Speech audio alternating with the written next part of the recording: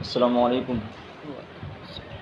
अच्छा मौलाना साहब, ये तबलीगी जमात के बारे में आप क्या कहते हैं?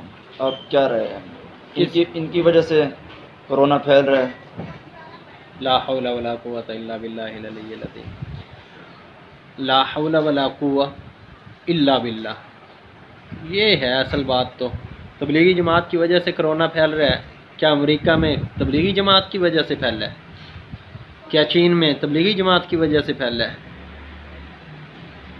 क्या स्पेन में जो हलाकतें हुई तबलीगी जमात की वजह से हुई?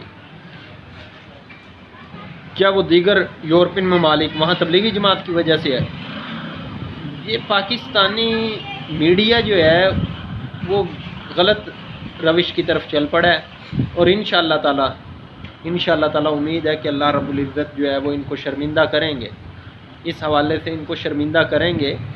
और बाज़ चैनल ने चलाया भी है कि 320 तबलीगियों को रेमंड से लेके गए हैं और उनके अंदर में यानी जब कोरोना टेस्ट हुआ तो किसी एक का भी नहीं निकला। तो बहरहाल ये सवाल तो है ना कि पूरी दुनिया में जो कोरोना फैला है क्या वो तबलीगी जमात की वजह से फैला है?